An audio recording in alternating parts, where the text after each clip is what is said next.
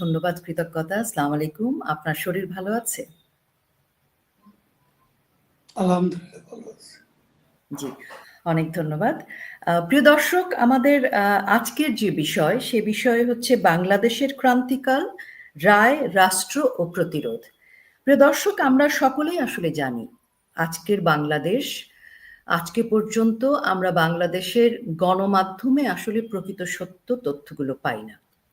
যে তথ্যগুলো আমরা সামাজিক যোগাযোগ মাধ্যমে পাই এবং আন্তর্জাতিক মিডিয়া এখন যে কথাগুলো বলছে, সেই কথাগুলোকে যদি আমরা এক লাইনে আপনাদের সামনে তুলে ধরতে চাই, তাহলে বিষয়টা অনেকটা এরকম যে আজকে 5ই আগস্ট 2024 পরবর্তী সময় থেকে শুরু করে আজকের বাংলাদেশ একটি মানে স্মরণকালের 1971 সালের আগের সময় থেকেও সবচাইতে ভয়াবহ ক্রান্তিকালে উপস্থিত হয়েছে। এই সময় যে রাষ্ট্র, আমাদের রাষ্ট্র ধ্বংসের দিকে এবং রাষ্ট্রের যে জনগণ, রাষ্ট্রের উন্নয়ন, সকল কিছু আজকে প্রশ্নের মুখে, হুমকির মুখে। বাংলাদেশের মানুষ আজকে অসহায়ভাবে তাকিয়ে আছে এর প্রতিরোধ কোত্থেকে আসবে, এবং বাংলাদেশের মানুষ এরকম ক্রান্তিকালেও অকপটে বলছে শেখ হাসিনার সময় তারা ভালো ছিল এবং তারা আশা ব্যক্ত করছে যে তিনি আসলেই সকল সমস্যার সমাধান হবে। আমরা আজকে আলোচনার পর্বে শুরুতেই চলে যেতে চাই। আপনাকে যে প্রশ্নটি আমি করতে চাই শুরুতে, সেটি হচ্ছে যে আমরা জানি 1971 সালের ইতিহাস, আমরা জানি 71 সালের আগে থেকে বাংলাদেশের ইতিহাস, বাংলাদেশের জন্ম, এবং যে প্রশ্নটি অনেক আগেই মীমাংসিত, ইতিহাসে স্মরণীয়ভাবে উল্লেখযোগ্যভাবে আছে, সেটি রাষ্ট্রের প্রধান উপদেষ্টা তিনি রাষ্ট্রের পক্ষ থেকে এই বাংলাদেশের মানুষকে সহ তিনি বলছেন স্বাধীনতার ঘোষক বঙ্গবন্ধু শেখ মুজিবুর রহমান নন। এই যে একটি মিথ্যা তথ্য রাষ্ট্রের পক্ষ থেকে তিনি দিচ্ছেন, যেটি তার কর্ম নয়, কিন্তু তিনি এটি করেছেন। এরকম একটি অবস্থায় বাংলাদেশ আওয়ামী লীগের সাধারণ সম্পাদক সহ বাংলাদেশের একজন নাগরিক হিসেবে, মুক্তিযুদ্ধের চেতনার পক্ষের মানুষ হিসেবে, এটাকে আপনি কিভাবে বলতে চান?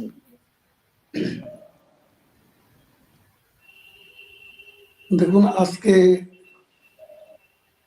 1 ডিসেম্বর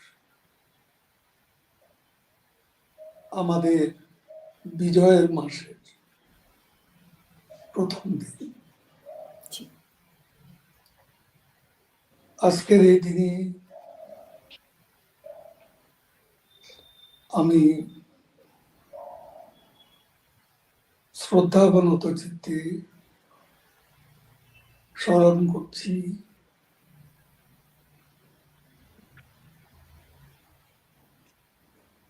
1971 সালে যারা জীবন দিয়ে, রক্ত দিয়ে দেশ মাতৃকার ঋণ পরিশোধ করেছে, 30 লাখ শহীদ, 2 লাখ মা বোনের সম্ভ্রম হানি,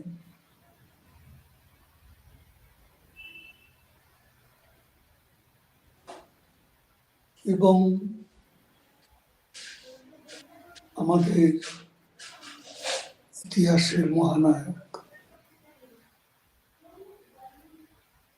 আমাদের স্বাধীনতার স্থপতি,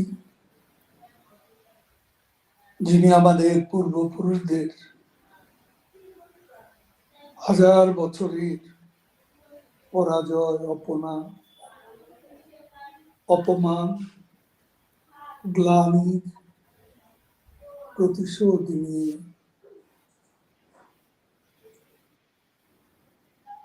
এক মরণপণ মুক্তিযুদ্ধের ঘোষণা দিয়েছিলেন, এবং তার নেতৃত্বে বাংলাদেশের অগণিত মানুষের আত্মবলিদানের বিনিময়ে এক সাগর রক্ত ঢেলে দিয়ে স্বাধীন হয়েছিল বাংলাদেশ 16 ডিসেম্বর। প্রশ্নটা হচ্ছে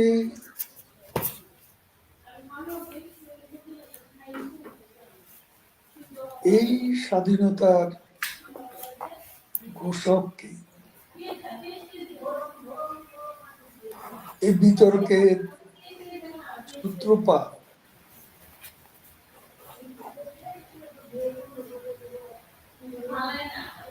যাকে ঘিরে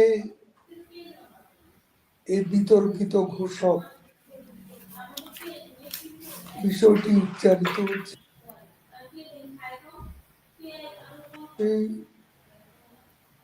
জেনারেল জিয়াউর রহমান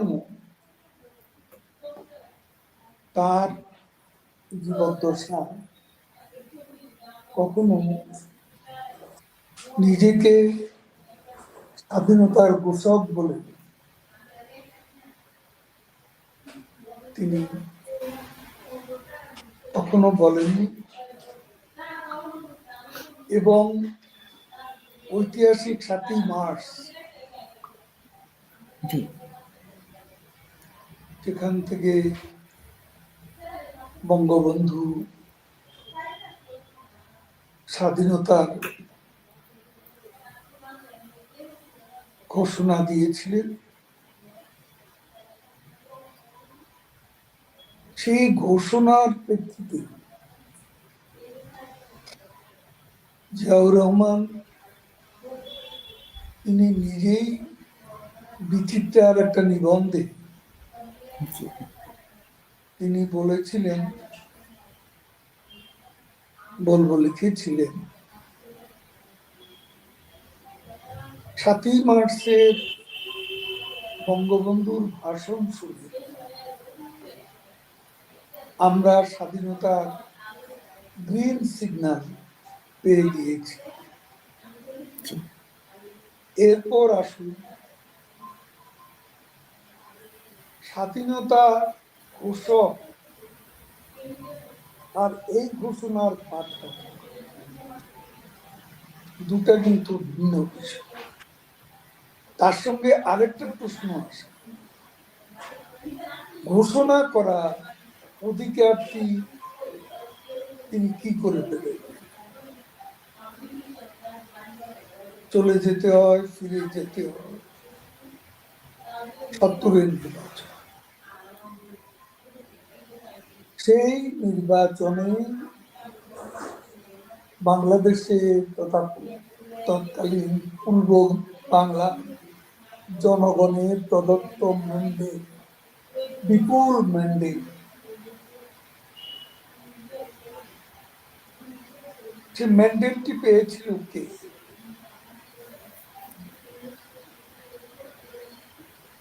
স্বাধীনতার ঘোষণা করা যুক্তিযুক্ত, আইনগত, কার অধিকার এটা অবশ্যই বিবেচনা করতে হবে। জনগণের ম্যান্ডেট নিয়ে প্রদত্ত ম্যান্ডেট বলে বঙ্গবন্ধু স্বাধীনতা ঘোষণা করেছিলেন 25শে মার্চ মধ্যরাতে। এখানে জেনারেল জিয়াউর রহমানের তৎকালীন মেজর জিয়া কোন ম্যান্ডেট ছিল না স্বাধীনতা ঘোষণা করা, যে কারণে তিনি বঙ্গবন্ধুর পক্ষে স্বাধীনতার যে ঘোষণা দিয়েছিলেন চট্টগ্রাম,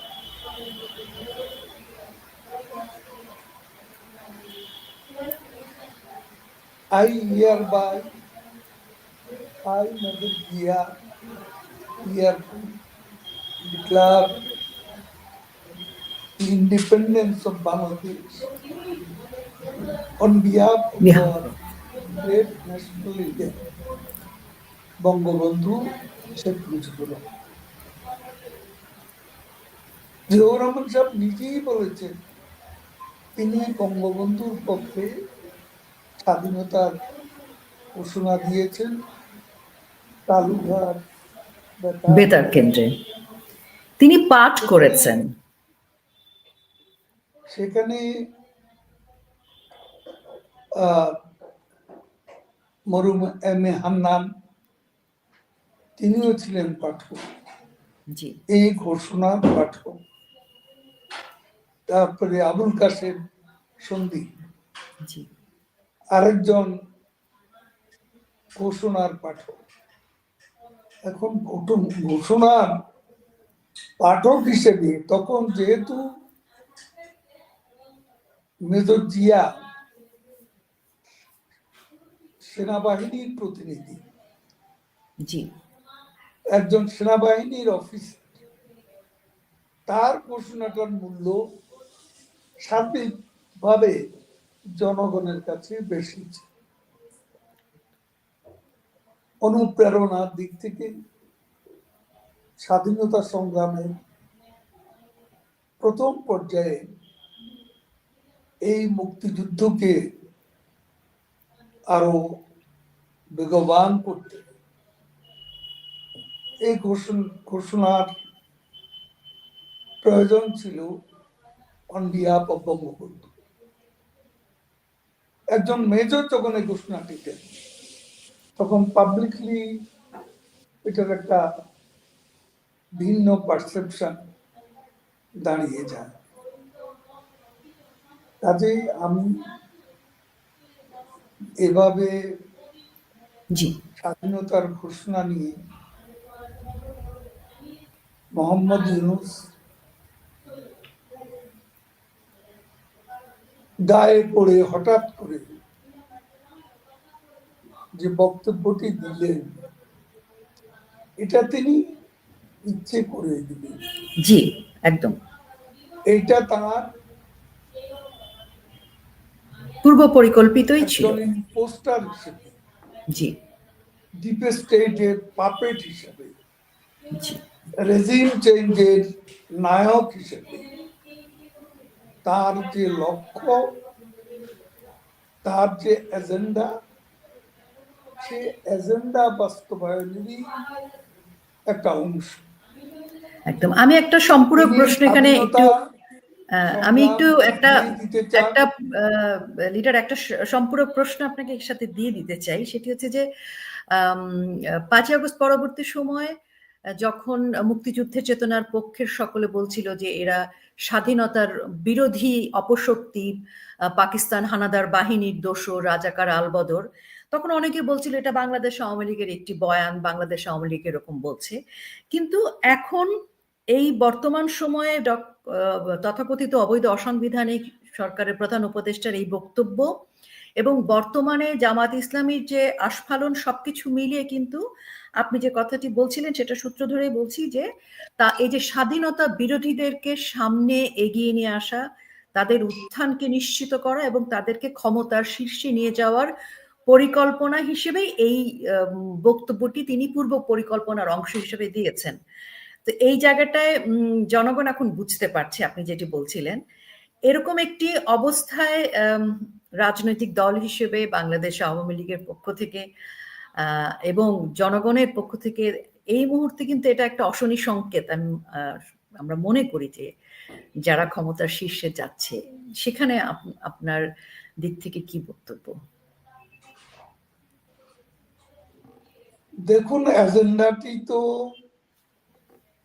পূর্ব পরিকল্পিত।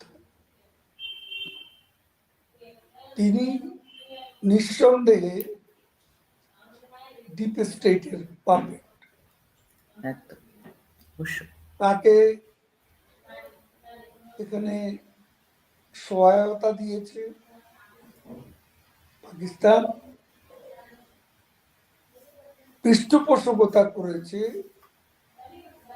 জামাত শিবির, মৌলবাদী জঙ্গি গোষ্ঠী এবং সঙ্গে আমাদের সামরিক বাহিনীর সহায়তা এবং তারা এর পেছনে ছিল বলেই বাংলাদেশের জনগণ, বিশ্ববাসীও মনে করে যেটা সেনাবাহিনীর সহযোগিতা ছাড়া এ ধরনের একটা ভায়োলেন্ট ইনসারেকশন, সহিংস উত্থান বাংলাদেশে ঘটতো না। ছাত্র সমাজ যেখানে আবেগপ্রবণ ছাত্র সমাজ এখানে প্রতারিত হয়েছিল এবং প্রতারণার শিকার আজ দিনে দিনে সেটা সত্য হয়ে বেরিয়ে আসছে। তাদের অনেকেই এর ভেতরে তাদের সেদিনের যে অবসেশন, যে আবিষ্টতা, আচ্ছন্নতা, সেটা থেকে অনেকে নিজেদেরকে এখন বিযুক্ত করছেন এবং বলছেন যে আবেগ অনুভূতি প্রবণ হয়ে তারা সেদিন যোগ দিয়েছিল। এটা কোনো আন্দোলন ছিল না, এটা কোনো গণ অভ্যুত্থান ছিল না, এটা ছিল একটা ভায়োলেন্ট ইনসারেকশন। আজকে যেখানে প্রাইম টার্গেট ছিল জাতির পিতা বঙ্গবন্ধু মুজিবের কন্যা প্রধানমন্ত্রী দেশরত্ন শেখ হাসিনা, তাকে হত্যা করাই ছিল তাদের মূল উদ্দেশ্য।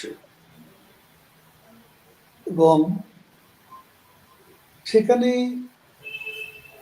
একটা বিষয় আমরা যতটা জানি, তিনি সেদিন যে পরিস্থিতি বিরাজ করছিল, চারদিকে রক্তস্রোত, আগুন, মেট্রো রেলে আগুন,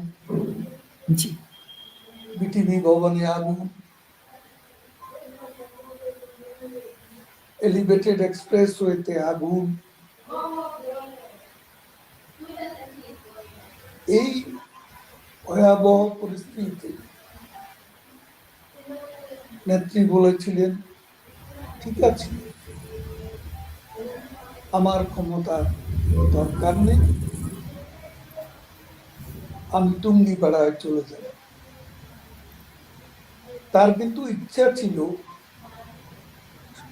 সুপ্ত নয়, এটাও তিনি প্রকাশও করেছিলেন, প্রকাশ।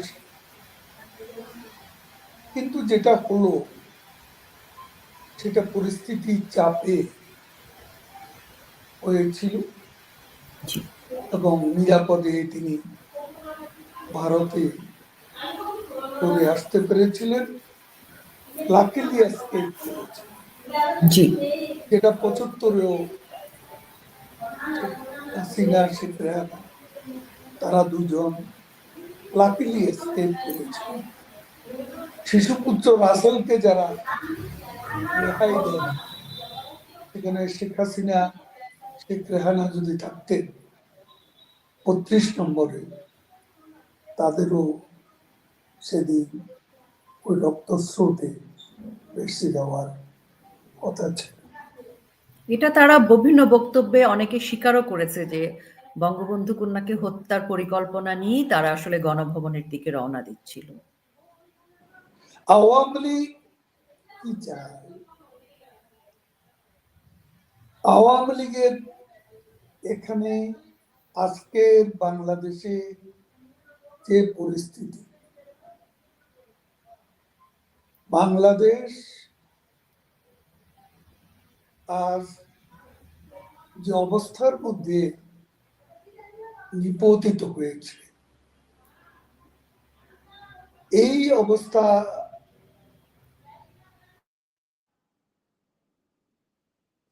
বিদেশি ষড়যন্ত্রের সঙ্গে, বিশেষত ডিপ স্টেট, পাকিস্তান, যারা তাদের ৭১-এর পরাজয়ের প্রতিশোধ নেয়ার জন্য ষড়যন্ত্র অব্যাহত রাখে, ৭৫-এ বঙ্গবন্ধুকে সপরিবারে হত্যা করার ষড়যন্ত্রেও তারা ছিল। এবং এখানে মঞ্চের যে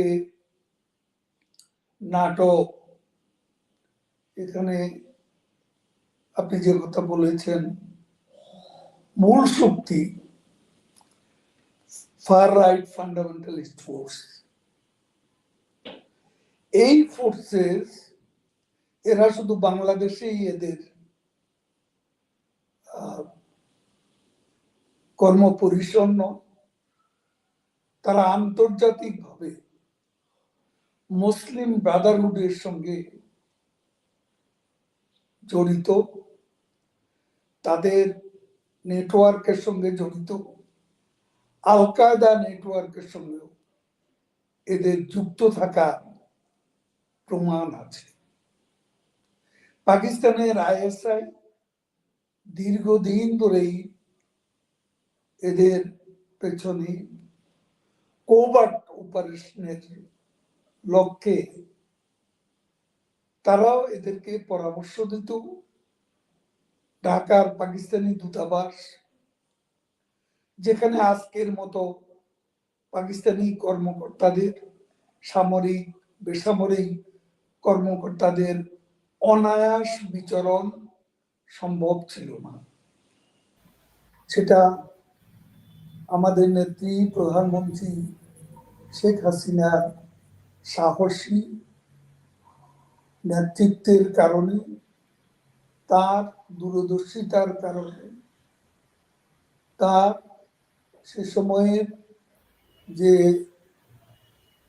তিনি তার নীতিগত যে অবস্থা, ৭১-এর পরাজিত শক্তি পাকিস্তান এবং এদের রাজনৈতিক যে আদর্শ, যে মৌলবাদী দর্শন, এর বিরুদ্ধে তিনি ছিলেন বাংলাদেশ রাষ্ট্রের জন্মের যে চেতনা, সেই চেতনার ধারক বাহক এবং কঠোর হস্তে তিনি অবস্থান নিয়েছিলেন এবং শত্রুতাকেও কঠোর হস্তে দমনের বিভিন্ন কৌশল অবলম্বন করেছিলেন। যুদ্ধাপরাধীদের বিচার, মানবতা বিরোধী অপরাধীদের বিচার, এই কাজটি অসম সাহসে সম্পন্ন করা বাংলাদেশে আর কোনো নেতার পক্ষে সম্ভব ছিল বলে আমরা মোটেও বিশ্বাস করি না। এবং আজকে বাংলাদেশ উন্নয়নের মহাসড়ক থেকে বাংলাদেশ এখন লুটপাটের মহাসড়ক, উন্নয়নের মহাসড়ক থেকে বাংলাদেশ এখন দুর্নীতির মহাসড়কে নেমে গেছে। অন্ধকার, অনিশ্চয়তা আমাদের নিত্যদিনের। ঢাকা শহরে একজন রিক্সাওয়ালা যদি বলে যে শেখ হাসিনার আমলে আমরা রাতে ৩টা পর্যন্ত বুক ফুলিয়ে ঘুরে বেড়াতাম, এখন দিনের বেলা ১২টার সময় সেই সুযোগ বাংলাদেশে নেই নেই। এখন। কেউ এখানে নিরাপদ, মাইনরিটি নিরাপদ নয়। তাদের মন্দির, তাদের বাসভবন, তাদের ব্যবসা প্রতিষ্ঠান সবই ধ্বংসের কিনারা চলে এসেছে। সন্ধ্যার পর এই বাংলাদেশে নারীরা ঘর থেকে বেরোতে নিরাপদ বোধ করে না। অথচ বাংলাদেশের একজন নারী, সেদিন ভিডিওতে একজন মহিলা বলছিল যে আমরা শেখ হাসিনার সময় রাত 12টার পর একা একা এই শহরে ঘুরে বেড়িয়েছি, কেউ আমাদের স্পর্শ করতে সাহস পায়নি। আর আজকে এমন কোনো মুহূর্ত নাই প্রকাশ্য দিবালোকেও আমরা আক্রমণের শিকার হই। এদেশে আজ সাংবাদিকরা নিরাপদ নয়। 1000-এরও বেশি সাংবাদিকের হয় চাকরি গেছে অথবা অ্যাক্রেডিটেশন কার্ড বাতিল করা হয়েছে। আজকে আইনজীবীরাও এখানে নিরাপদ নয়। আজকে বহু আইনজীবী কারাগারে রাজনৈতিক নেতাকর্মীদের সঙ্গে, যেখানে আমাদের লক্ষাধিক, আমাদের লক্ষ লক্ষ নেতাকর্মী কারাগারে, সেখানে সাংবাদিকরা চাকরিচ্যুত হয়ে অনেকেই কারাগারে। আজকে শিক্ষক, দেশের যারা শিক্ষক সমাজ, তাদের চাকরিও আজকে নিরাপদ নয়। তাদেরকে অনেককেই চাকরিচ্যুত করা হয়েছে, অপমান করে বিশ্ববিদ্যালয়ে নির্বাচন করেছে।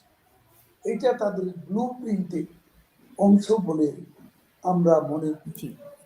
ছাত্রলীগকে ব্যান করে তারা পরিকল্পিতভাবে বিভিন্ন বিশ্ববিদ্যালয়ের প্রশাসনিক নেতৃত্ব তুলে নেয় সেই জামাত শিবিরে ক্যাডারদের হাতে, এবং তাদেরকে বিভিন্ন বিশ্ববিদ্যালয়ের উপাচার্য নিয়োগ করে। এবং এরপর তারা একটা সাজানো নির্বাচন, ডাকসু, জাকসু, রাকসু আর চাকসুতে তারা করে নেই। তাদেরই সেই বরকন দাস, এই যে প্রশাসনিক যে নেতৃত্ব, তাদের মাধ্যমে এই কারচুপির নাটক তারা সাজিয়ে নেয়, প্রহসনমূলক নির্বাচন তারা অনুষ্ঠান করে।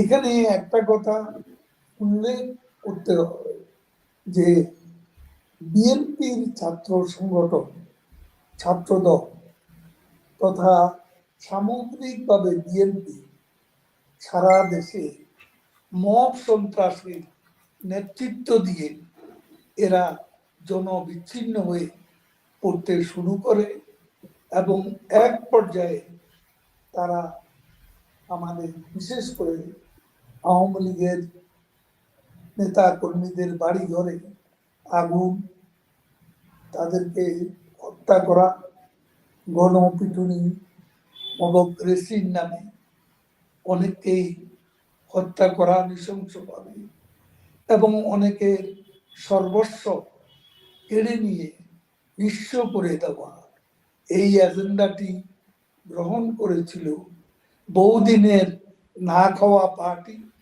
বিএনপি, হাওয়া ভবনের যুবরাজের সেই পার্টি।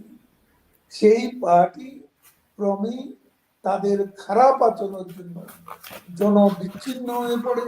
আর এই সুযোগে পরবর্তী টার্গেট আগামী নির্বাচনে জয়লাভের জন্য ফার রাইট, সেই ফান্ডামেন্টালিস্ট জামাত তাদের এজেন্ডা বাস্তবায়ন শুরু করে, বিএনপির খারাপ আচরণের বিপরীতে তারা ভালো মানুষ, ভালো ভালো কথা বলছে, ভালো ভালো উদ্দেশ্যের কথা বলছে, এবং নির্বাচিত বলে কি করবে, ট্যাক্স ফ্রি গাড়ি তারা নেবে না, তারপর তারা সরকারি সুযোগ সুবিধা গ্রহণ করবে না, তারা ফ্ল্যাট নেবে না সরকারিভাবে।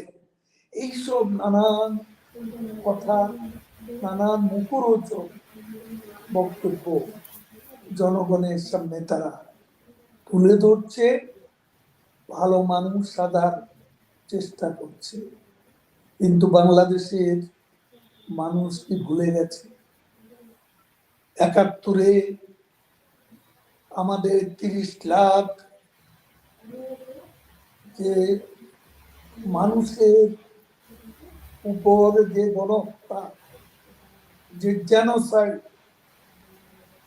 আমাদের নারীদের, মা বোনদের পাকিস্তানিদের হাতে হানাদার বাহিনীর কাছে তুলে দিয়েছিল এই জামাত আর শিবিরের লোকেরা। এরাই আলবদর বাহিনী করে জাতির শ্রেষ্ঠ সন্তান বুদ্ধিজীবীদের নিজেদের বাড়ি ঘর থেকে ধরে নিয়ে গিয়ে হত্যা করেছে। এই বুদ্ধিজীবী হত্যার সঙ্গে পুরোপুরি ভাবে জড়িত জামাত। আজকে তারা ভালো মানুষ সাজার চেষ্টা করছে। আর বাংলাদেশেরও কিছু সুবিধাবাদী মানুষ আছে যারা মনে করছে আওয়ামী লীগ আমলের সুবিধা পায়নি, তারপর বিএনপির আচরণ অসন্তুষ্ট, তারা এখন প্রচার করছে সবার চেয়ে দাড়ি পাল্লা আজকে, অথচ তাদের লোকেরা বিভিন্ন জায়গায় প্রচার করছে যে জান্নাতে যেতে বলে জামাতে ভোট দিতে। এইসব অপপ্রচার বাংলাদেশে করছে, জনগণকে প্রলুব্ধ করছে। আওয়ামী লীগ খারাপ, বিএনপি খারাপ, কাজে জামাতই একমাত্র বিকল্প শক্তি হতে পারে। জামাতের স্বরূপ তারা এখনো বুঝতে পারেনি। আজকে কি সুন্দর সুন্দর কথা বলে ডাকসুর বিধি হয়েছে সাদিক গায়ে। এই ছেলেটি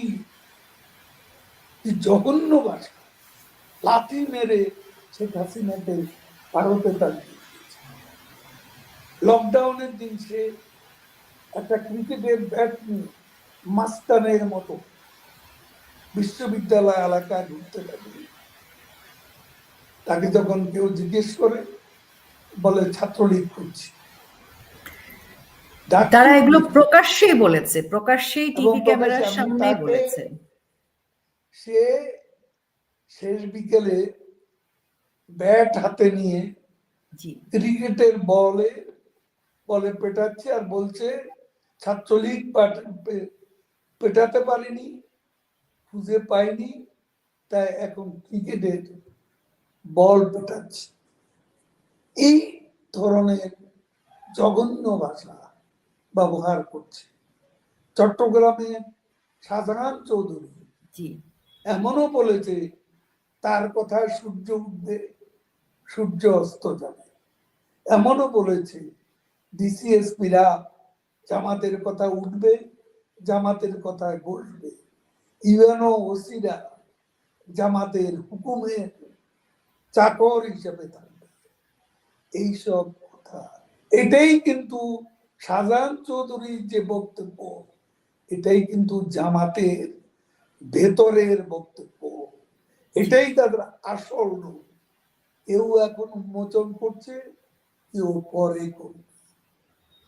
সময় যখন আসে, যদি ইউনূসের সেই স্বপ্ন বাসনার অংশ হিসাবে আগামী নির্বাচন যদি হয়, সেখানে তারা জয়ী হতে পারলে, আমি যে বলেছিলাম এরা ক্ষমতা এলে আমাদের 5 লাখ লোককে হত্যা করবে মুক্তিযুদ্ধের সপক্ষে। শফিক সাহেব, ডক্টর শফিক অবশ্য কথাবার্তা আচরণে অনেক সংযত। তিনি বলেছেন ওবায়দুল কাদের সাহেব 5 লাখ লোক হত্যা করব আমরা, এমন কথা দফায় দফায় বলেছেন। এখন কি হলো? এখন তো কিছু হবে না, হবে ক্ষমতার মঞ্চে যখন যাবেন তখন আমি তো 5 বলছি, আন্ডা বাচ্চাও আপনারা রাখবেন না মুক্তিযুদ্ধে। একথা আমরা ভালো করি জানি। এটা আপনাদের আপনার এই কথার সাথে আমি শুধু আরেকটু যুক্ত করে দিতে চাই। এখন হয়তো আমরা গুনতে পারছি না, কিন্তু নদী নালা খাল বিল সহ বিভিন্ন জায়গায় যে মানুষের খণ্ডিত শরীর পাওয়া যাচ্ছে, লাশ পাওয়া যাচ্ছে, বহু মানুষ নিখোঁজ, যে পুলিশ মারা গেছে 5ই অগস্ট পরবর্তী সময়, সেখানে অগণিত মানুষ কিন্তু হত্যা হয়েছে, নির্যাতিত হয়েছে, বাড়িঘর অগ্নিসংযোগ হয়েছে, স্থাপনা ধ্বংস হয়েছে, এবং মুক্তিযুদ্ধের সকল কিছুকে তারা ধ্বংস করেছে, এবং সেটা পূর্ব পরিকল্পিতই ছিল, এবং তাদের সকলকে ইন্ডেমনিটি দিয়ে সমস্ত কিছু সব ভেঙে ফেলেছে, ভাস্কর্যগুলো ধ্বংস করেছে।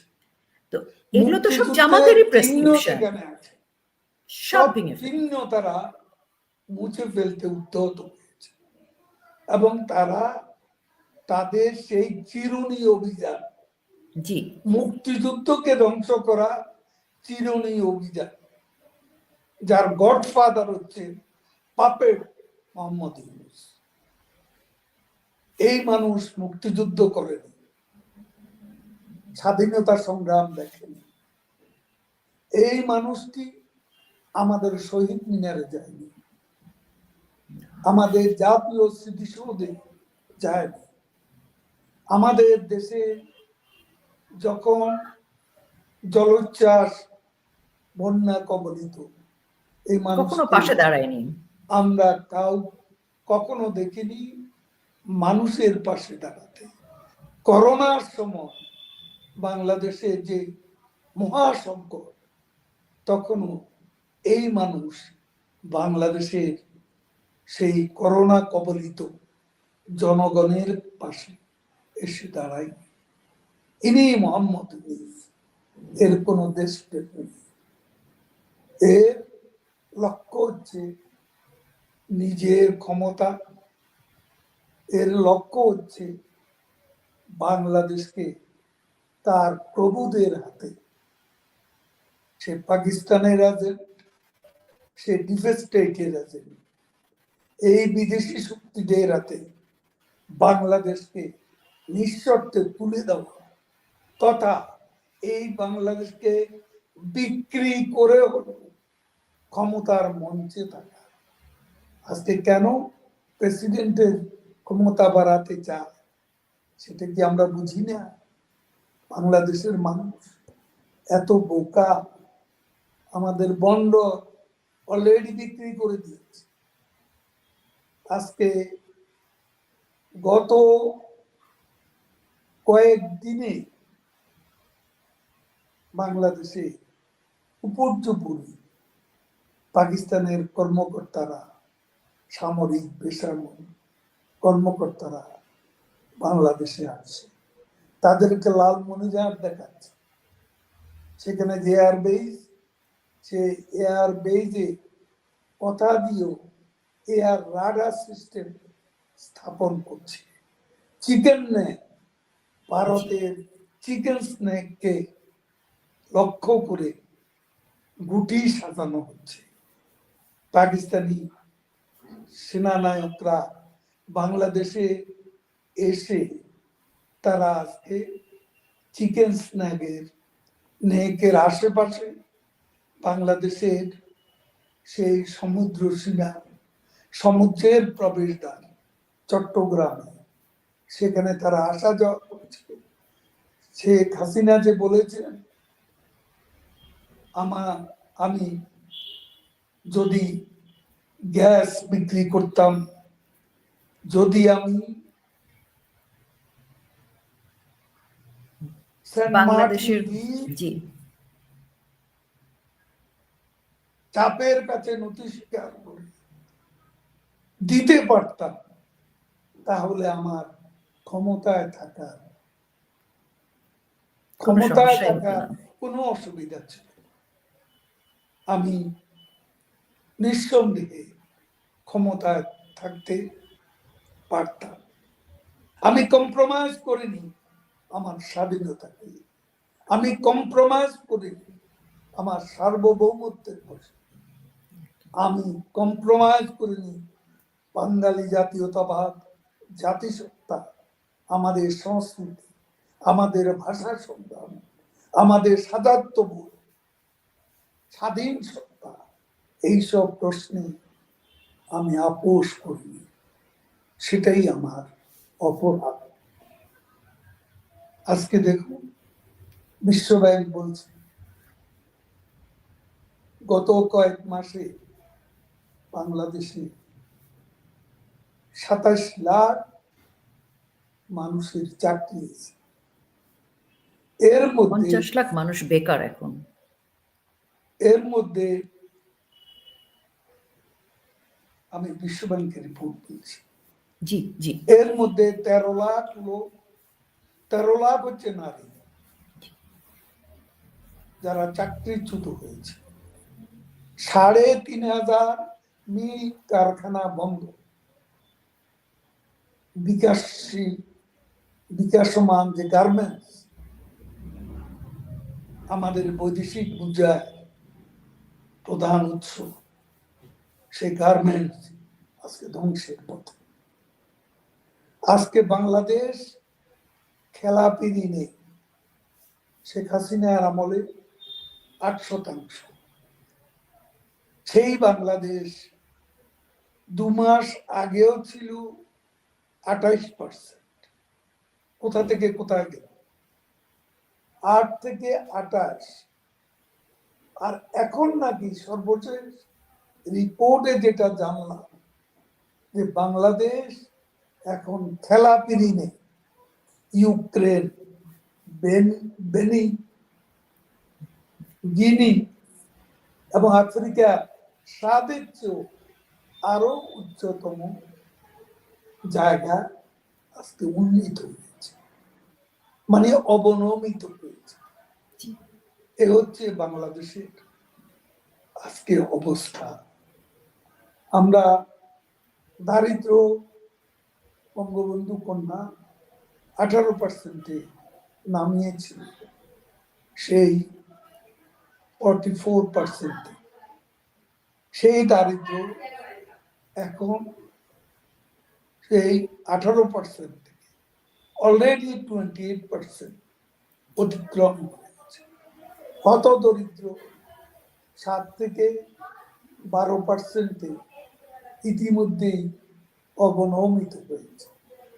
আজকে এশিয়ার মধ্যে এখন নাকি ইনফ্লেশন, মুদ্রাস্ফীতিতে বাংলাদেশ প্রথম স্থানে চলে গেছে।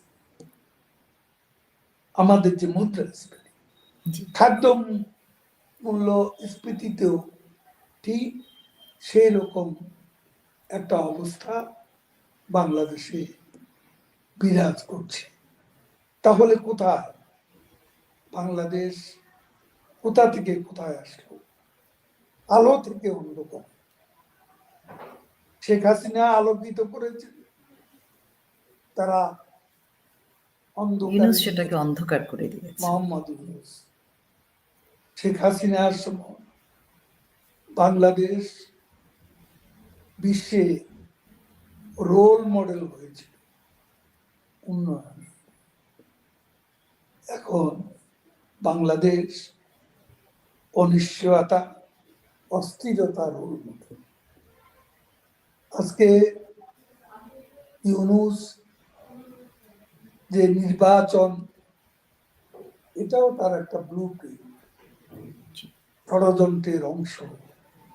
আমরা জানি না এই মুহূর্তে এই নির্বাচন কি নির্বাচন সে করবে। বাংলাদেশের 60 থেকে 62% মানুষ যে দলটাকে সমর্থন করে সেই দলকে বাদ দিয়ে নির্বাচন প্রতিদিনই বিভিন্ন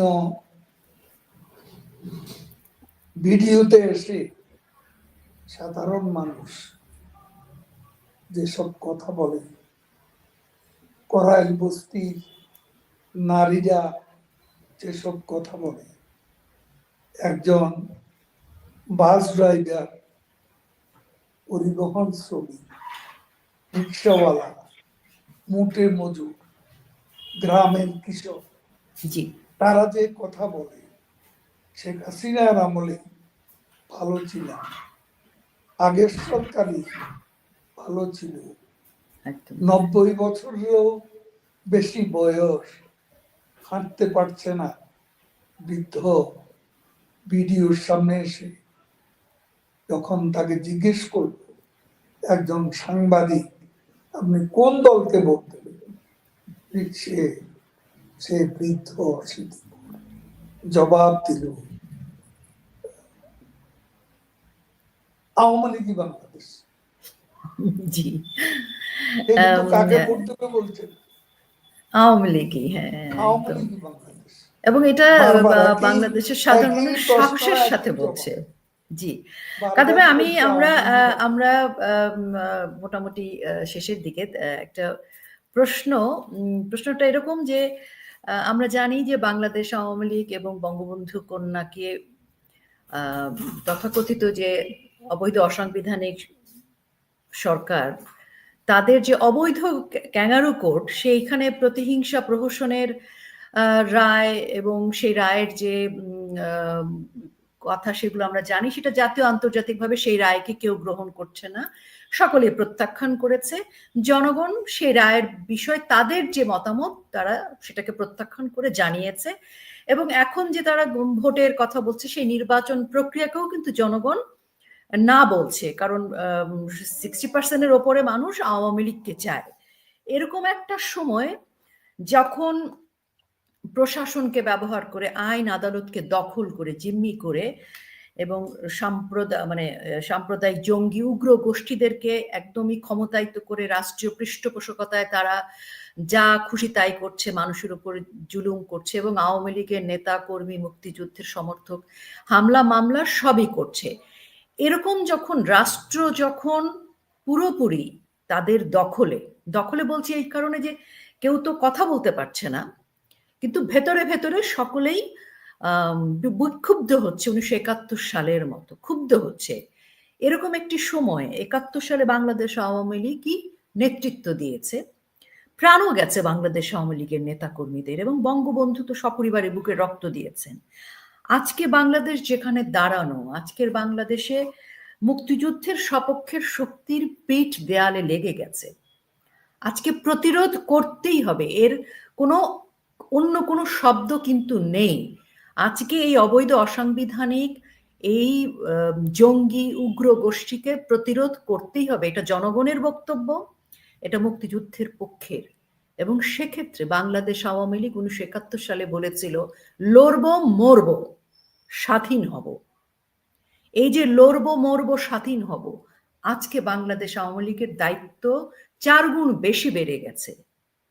আগে বাংলাদেশ আওয়ামী লীগকে বলা হয়েছে যে গণতন্ত্র নষ্ট হচ্ছে, নির্বাচন দিচ্ছে না, কিন্তু জনগণ তো এগুলো বুঝে গেছে। তো যার ফলে জনগণের যে আশা ভরসার জায়গা বাংলাদেশ আওয়ামী লীগ এবং বঙ্গবন্ধু কন্যা, এটা যেন আশার জায়গাটা, চাওয়া পাওয়ার জায়গাটা 4 গুণ বেশি, এবং আপনাদের দায়িত্ব এখন অনেক বেশি। সেই জায়গায় এই লড়বো মরবো স্বাধীন হব, বাংলাদেশ আওয়ামী লীগ কতটা জনগণকে রক্ষা করবে, বাংলাদেশকে রক্ষা করবে। এটা বিজয়ের মাস, আজকে 1 তারিখ, 16ই ডিসেম্বরে বাংলাদেশ স্বাধীন হয়েছিল। জনগণ কিন্তু প্রতিটা মুহূর্তে অপেক্ষা করছে দেখুন, আমি স্বাধীনতাকে আইসিটির কথা রক্ষার। একটু বলি। আইসিটি যে চিফ প্রসিকিউটর, সে একটা শিবিরের ক্যাডার। গোটা আইসিটির বিচারক যারা জাজমেন্টে ছিল, মর্তুজা সহ এবং অন্যান্য যারা বিচারক এবং আইসিটি যারা আইনজীবী ইনক্লুডিং তাজুল, গোটা আইসিটিটাই হচ্ছে জামাত শিবিরের। তাদেরকে দিয়ে এবং তাদেরকে নির্ভরযোগ্য আস্থাভাজন মনে করেছে মোহাম্মদ ইউনূস। শেখ হাসিনাকে ফাঁসি দিতে হবে, সঙ্গে আমাদের কামাল সাহেবেরও প্রথম দফায় প্রাণদণ্ড হলো। আমরাও আরো অনেকেরই আমাদের শত শত মামলা, নেতৃত্ব 686টা মামলা, এর মধ্যে 600টি হচ্ছে হত্যা মামলা। আমার মতো লোকেরও 300-র কাছাকাছি হত্যা মামলা।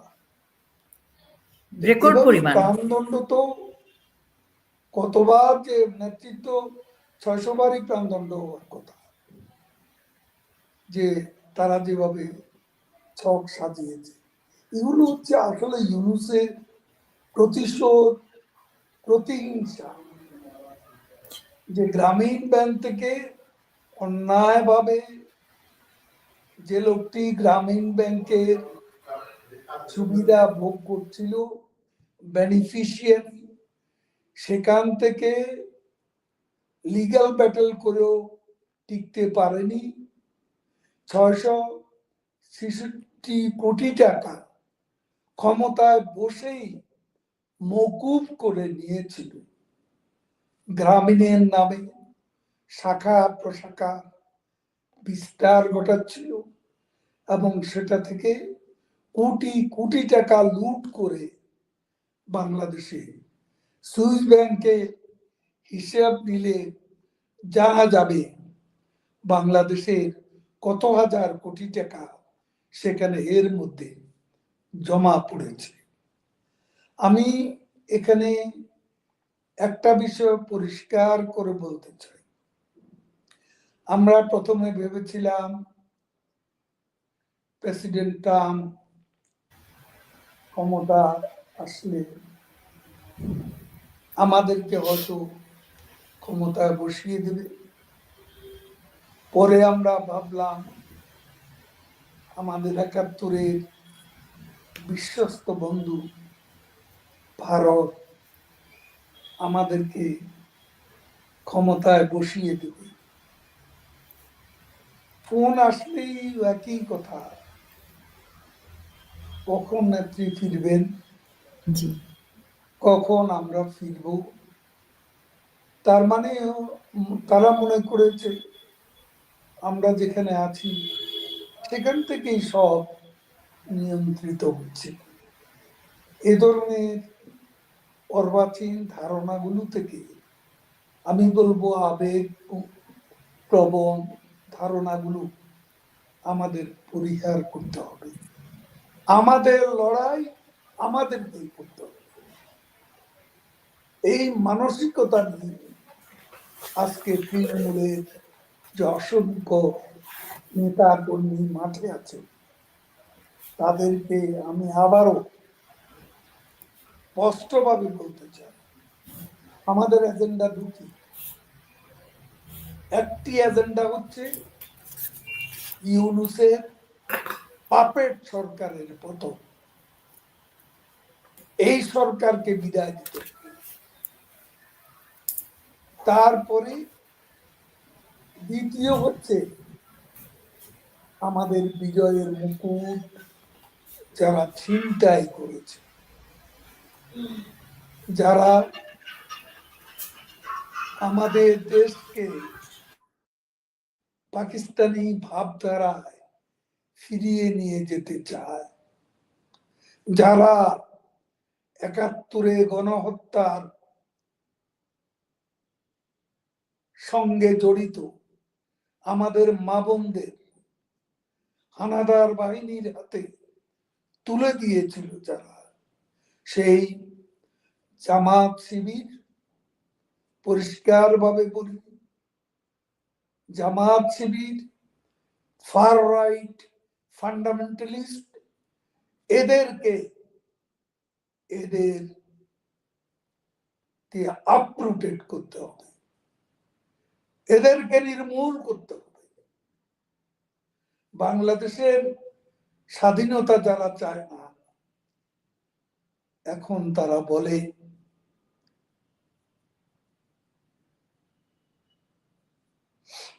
বাংলাদেশ থেকে তারা শেখ হাসিনাকে লাথি মেরে ভারত পাঠিয়েছে, এই স্পর্ধার জবাব আমাদের দিতে হবে। আজকে অন্য কোন শক্তি আমাদের সাহায্য করবে, এটাকে মূল বিষয় বা আমাদের মূল উদ্দেশ্য চিন্তা করলে আমরা ভুল করব। আজকে এই অঞ্চলের জিওপলিটিক্যাল কন্ডিশন আমাদের জানতে হবে।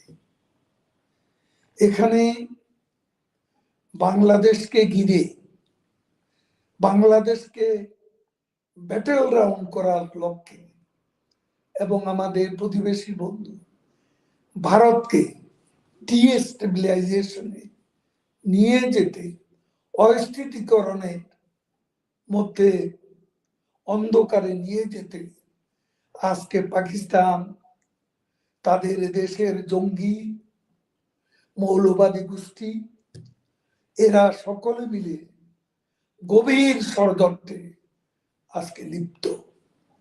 আমরা কিন্তু ব্যাটল গ্রাউন্ড হতে যাচ্ছি। যেভাবে সামরিক শক্তির মহড়া, যেভাবে আমাদের দেশকে রাখাইন আরাকানের সাথে যুক্ত করে নতুন দেশ, একটা বৃহৎ দেশে কংগ্রেস থেকে যে প্রস্তাব আসে, এই অবস্থা আমাদের অবস্থান খুবই সেন্সিটিভ, খুবই স্পর্শকাতর। এখানে আবেগে চললে হবে না। ৭১ সাল এখন, ৭১ আর ২০২৫ সাল এক নয়।